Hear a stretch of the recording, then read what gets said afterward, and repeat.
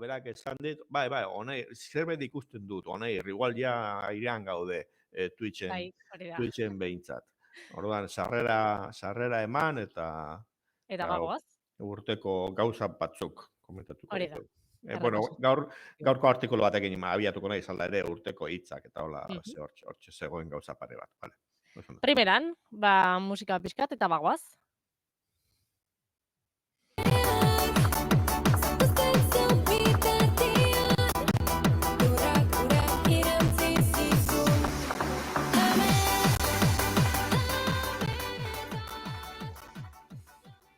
Eta erritmoarekin bagoaz gaurko goizerokaren lehenengo orduari horixe erritmoa jortzera gure gaurko gonbidatua prest Luisio Fernández sustatutik egunon. Egunon, eta teknomaixa eta teknoitziar nituen ezagutzen. Kaina kai da. Nola? Kaina kai? Aprobos aukeratu duzu. Noski, gaurko protagonistetako bat izango delako. Bai, hori da.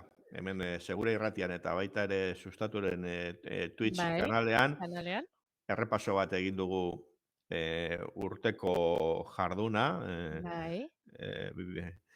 bion artean eta kontuetako bat. Hain zuzen ere, USEI lexikografia erakundeak urtero ateratzen du urteko hitzen bilduma bat, lehenengo hori. Eta agian datorren astean atarako du urteko hitza bat aukeratuko dute, ez dakigu gaurko zerrendan edo. Eta horren errepaso txiki bat egin dugu, gaurko artikulu batean, eta hitzetako bat da beef. Beef. Beste bat oldarraldia, adibidez.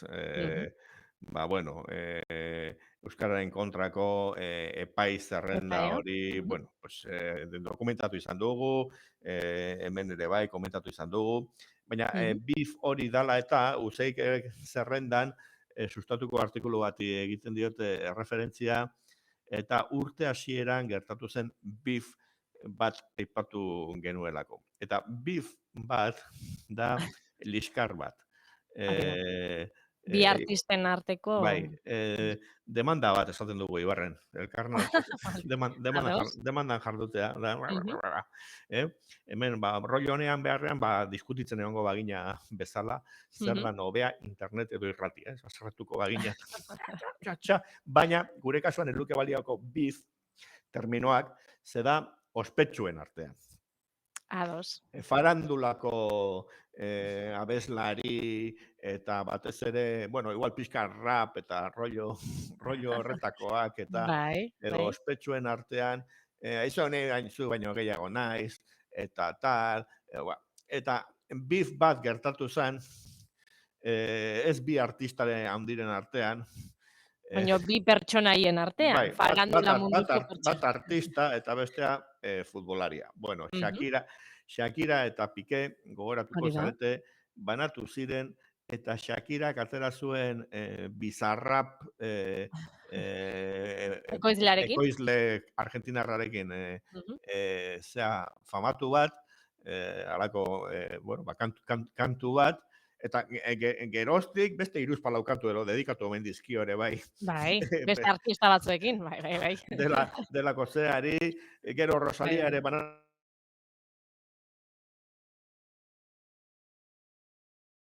zambune rapera egin, beef hauek publiko egitea, eta kantuen bidez gainera, kontua da, beef hori berehala harrapatu zuela kainakaik, eta urteko euskarazko bideoetako bat egin zuen, eta entzun dezagun, izan da segurazki, urten euskarazko interneteko eduki ikusiena, milioi bat ikustalditik gorakoa. A ber, banatzera noa.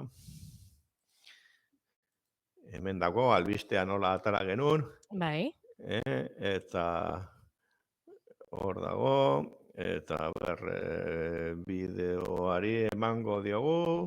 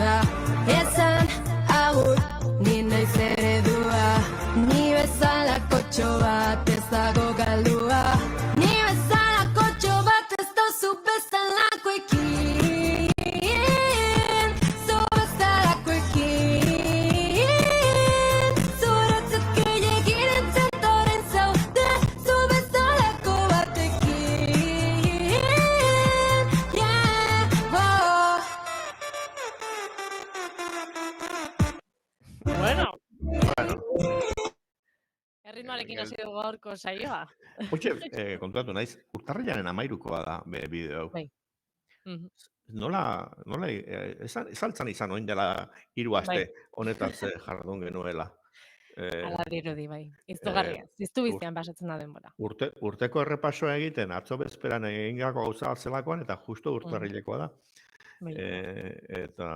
Eta hola, bueno, posten naiz kainakaik ikusitako guztiekin, oraindik ez dio bizarrapek deitu, Eurovisioneko Benidormekora ere aurkeztu zen, baina etzan finalera ere iritsi, bueno, pues, baina, gure artista handi bat, eta biz pertsonalik inokin ote daukan, eukizuen, horretxe goratu nahi. Ai, zerbait. Bai, ez aurten, baina Chill Mafiarekin eta... begira, hola, diruakin ez dakize, holako txorakei batzuk. Begira. Igual, ez dakit fingitua edo benetako beef bat izan zan, beef bat izan daiteke ere marketing estrategia bat. Bai, noski. BEEF idatzita. Horixe, urteko hitzetako bat, eta gure aipagarrietako bat urtean zen. Hori da. Eta, bueno, errepasoak egiten nik uste urte hau, bueno, aipatu dugu, ziztu bizian pasatu da, baina aipatutako beste gaietako bat izan da adimen artifiziala. 2023a, adimen artifizialarako izugarrizko aurrerapenak eman dira, onak txarrak, baina, bueno, hortxe daude. Komentatzekoak eta ikusgarriak asko. Eta horietako bat izan zen, Niko Vázquez artistak ekarri egin zituela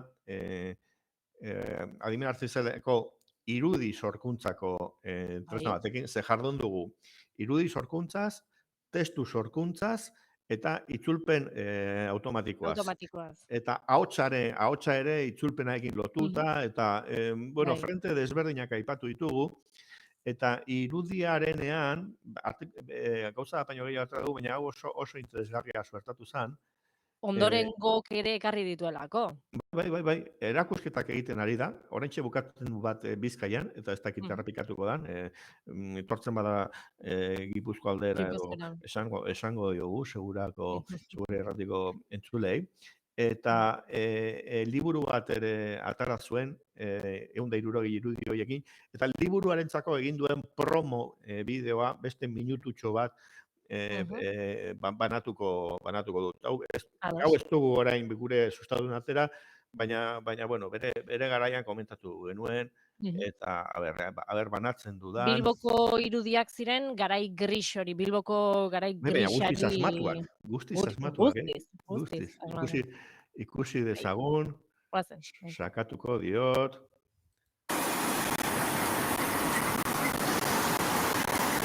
Egin Bilbo grisa berriro.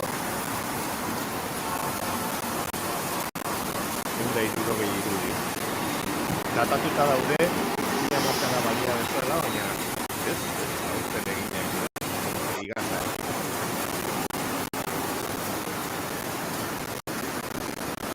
Baite idazten gartu diote.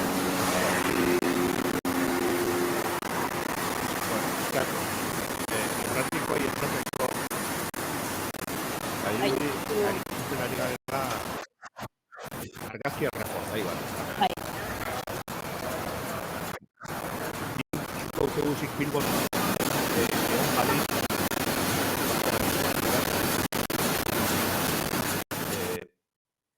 deskribatu dezakeguna irratirako 1970ko eta 80ko Bilbo euritsu gris bateko mobidak. Gente mordoa gabarra batean, manifestazio bat. Egunerako tasoko irudiak.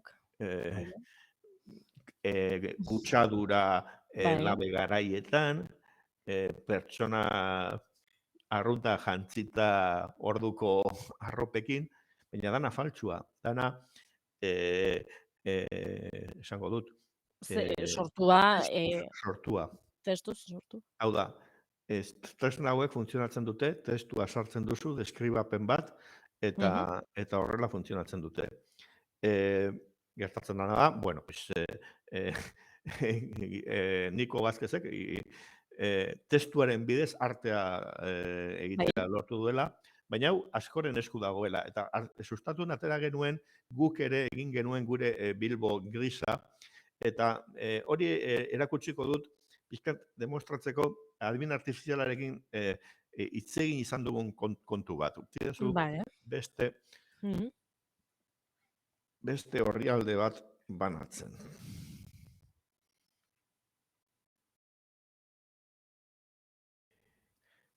Hori da, oraintxe dator irudia. Sustatu atera genuen artikulu bat, apirilean, Bilbo gris gehiago, baina oraingoan geuk egina bingen bitartez. Eta alako kotxe istripu espantoso bat, ezinezkoa, baina kokapenaren gatik, izan zitekeen, Bing izeneko tresna, Microsoften irudigin tresna bat erabili genuen honetara. Soilik egin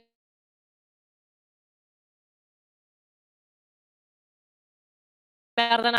Ingelesez, deskribamen bat eskatu, manifestazio moduko bat, istilu daude aurrean zerbait zutan dago, beste manifestazio bat zuri-beltzezko argazki batean jendea banderekin, kale batzuk Bilbo izan daitezke, baina ez da Bilbo, beste zerbait da. Autobus bat auzo proletario zikin oso zaindu batean, beste autobus bat Bilbon ikusi estan bezalakoa, baina izan ez dakit. Igual, 70 baino lehenagokoa ematen du, zaharragatik. Auto bat txizizko eginda modu absurduan. Orain ikusten ari garena, hemen txegelituko naiz. Ikusten dugu labe garain moduko batzuen aurrean, auto bat txikituta, bomba batek sartatu balu bezala, baina inguruan ikusten dira beste auto batzuk, baina fijatzen bagara irudian, eta irratirako deskribatuko dugu, auto faltsuak dira. Autoak diruditen hostailu handi batzuk bezala dira. Eta hau da irudi adimen artifizialaekin gertatzen zaiguna sarritan. Zerbait mortuko dut, baina komentatzen jarraitza.